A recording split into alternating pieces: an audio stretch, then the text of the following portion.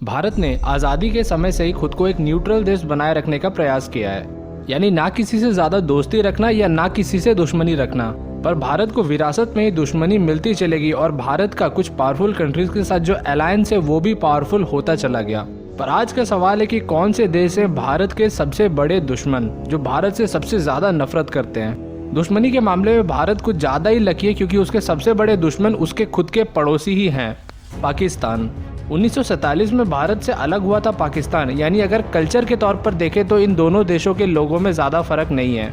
यानी भारत और पाकिस्तान के आम पब्लिक का रहन सहन और सोचने का तरीका बहुत हद तक एक ही जैसा है।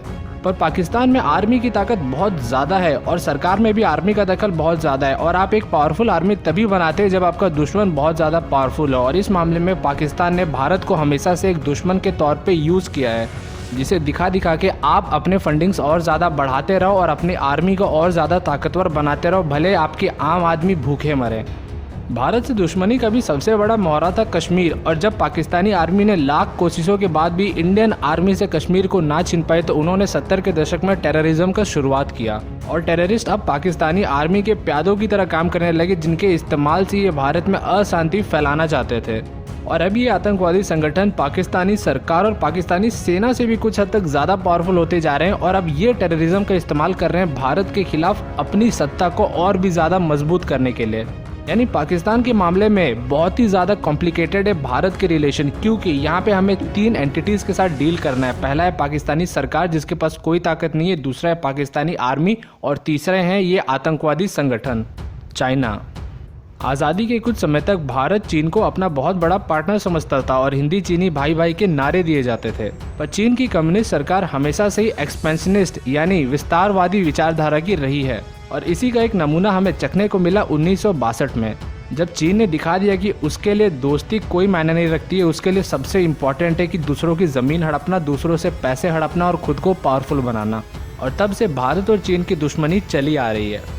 चीन पाकिस्तान से अलग है, जहां पाकिस्तान में बहुत सारे अलग अलग पावर सेंटर्स है, वहीं दूसरी तरफ चीन बहुत हद तक सेंट्रलाइज्ड है, जहां वहां की जो कम्युनिस्ट पार्टी है वही पूरे देश को संभालती है। वहां की सेना, वहां की मीडिया, वहां के हर एक चीज़ के ऊपर इसी पार्टी का कब्जा है। पूरी दुनिया मानती है कि इस पार्टी की विचारधारा है दूसरे लोगों को एक्सप्लॉइट करना, और अगर इस पार्टी को हटा दिया जाए चीन में से तो चीन की जो आम जनता है उनका कोई गलती नहीं है, वो लोग अच्छे हैं।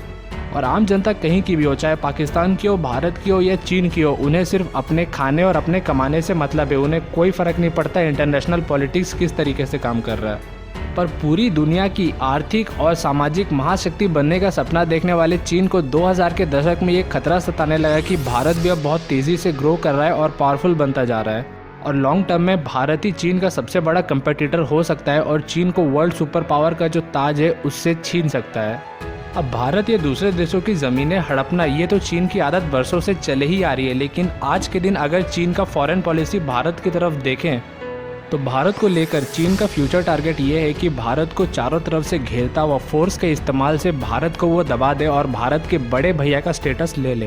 यानी भारत के ऊपर चीन इस तरीके से हावी हो जाए या भारत को इस तरीके से ओवर पावर कर दे कि काफ़ी बड़ा होने के बाद और काफ़ी ज़्यादा डेवलपमेंट के बाद भी भारत कभी चीन को आंखें ना दिखा पाए और चीन के हमेशा नीचे चलता रहे।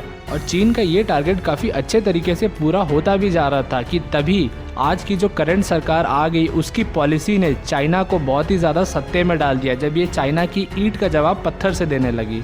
और चाइना भी बिल्कुल शॉक्ड हो गया कि भारत को अचानक से ये क्या हो गया। जो भारत चुपचाप सारी मांगे मान लेता था और एक तरह से दबा दबा रहता था, वो अब खुल के सामने आने लगा है और चीन का भी विरोध करने लगा है। और ये सारे ही कंडीशंस चीन को और पाकिस्तान को एक नेचुरल एलाइज बनाते हैं। और कुछ और नए नए देश ऐसे पैदा हुए हैं जो खुद को मुस्लिमों का और मुस्लिम कंट्रीज़ का मसीहा बताते हैं, वो फालतू में भारत से पंगे लेने की कोशिशें कर रहे हैं, जैसे कि टर्की और मलेशिया। और इसी बीच दुनिया में 2 नए अलायंस पैदा हो रहे हैं और भारत ना चाहते हुए भी एक अलायंस की तरफ घिसता चला जा रहा है। इस नए वर्ल्ड अलायंस में पहले टीम का लीडर है अमेरिका और दूसरे टीम का लीडर अनफॉर्चुनेटली है चाइना। चाइना बहुत सारे ऐसे देश जिसे अमेरिका ने अपने टीम से निकाल दिया उसे अपने अलायंस में शामिल करता जा रहा है, जैसे कि रशिया और पाकिस्तान। और पिछले कुछ दिनों में चीन के जो अलायंसेस है वो अफ्रीकन कंट्रीज़ के साथ भी बहुत ज़्यादा बढ़ गए हैं। साथ ही साथ जो एशियन कंट्रीज़ है उनमें भी कई सारे देश चाइना की तरफ ऑटोमेटिकली घिसते चले जा रहे हैं, क्योंकि चाइना इनमें से कई सारे गरीब देशों को फ्री में लोन्स बांटते जा रहा है। इस अलायंस में एक और टीम शामिल हो रही है और वो है इस्लामिक कंट्रीज़ की टीम। हालांकि इस्लामिक देशों में आपस में भी बहुत ज़्यादा मतभेद है, लेकिन उनमें से भी जो एक टीम है, खास करके टर्की, पाकिस्तान और इनसे जुड़े हुए जितने देश हैं वो भी चीन की तरफ आते जा रहे हैं। तो ये सब मिल करके एक अलायंस बन रहे हैं। वहीं दूसरी तरफ चीन से जितने देश चिढ़ते हैं और चीन को अपना खतरा मानते हैं, उनका एक नया अलायंस बन रहा है और इनको ऑलरेडी एक नाम मिल चुका है जिसे नाम दिया गया है क्वाड देशों का, जिनमें प्रमुखता रहे भारत, यूएसए, जापान और ऑस्ट्रेलिया। इस अलायंस में कई सारे यूरोपियन कंट्रीज, कुछ अफ्रीकन कंट्रीज और कुछ आसियान देश भी शामिल हैं, जो कि चाइना से भी उतना ही ज़्यादा नफरत करते हैं और चाइना के पॉलिसी का विरोध करते हैं। तो एक तरह से ये जो नया ग्रुप बन रहा है, इसे आप एंटी चाइना ग्रुप कह सकते हैं। तो एक बात तो मानना पड़ेगा कि चाइना ने खुद को एक बहुत बड़े पावर के तौर पे खड़ा कर लिया है, क्योंकि एक ग्रुप बन रहा है प्रो चाइना ग्रुप और दूसरा बन रहा है एंटी चाइना ग्रुप। और भारत आगे चल के ये जो एंटी चाइना ग्रुप है या ये जो क्वाड देशों का नया ग्रुप बना है, इसका भी लीडर बन सकता है। इस एंटी चाइना ग्रुप में कुछ और नाम हम मेंशन कर सकते हैं जो भारत के भी बहुत पक्के एलाइज हैं, यानी पार्टनर्स हैं, जिनमें पहला है इजराइल, दूसरा है अफगानिस्तान और तीसरा है भूटान। अब देखना ये होगा कि आगे जाकर के भविष्य में इन दोनों में से कौन सा अलायंस ज़्यादा पावरफुल अलायंस बन करके सामने आता है। हालांकि चलिए हम कमेंट सेक्शन में जाकर के एक पोल करते हैं। अगर आपको लगता है कि चाइना और उन सारे कंट्रीज़ का अलायंस ज़्यादा पावरफुल होगा तो कमेंट्स में चाइना लिखिए, और अगर आपको लगता है कि इंडिया और क्वाड देशों का अलायंस ज़्यादा पावरफुल होगा तो कमेंट्स में इंडिया लिखिए। और वीडियो पसंद आए तो इसे लाइक ज़रूर कर दीजिए और हमारे चैनल को सब्सक्राइब कर लीजिए और बेल आइकन को दबा दीजिए, क्योंकि ऐसे वीडियोस आप मिस नहीं करना चाहेंगे। तो मिलते हैं अगले वीडियो में, तब तक के लिए थैंक्स फॉर वॉचिंग।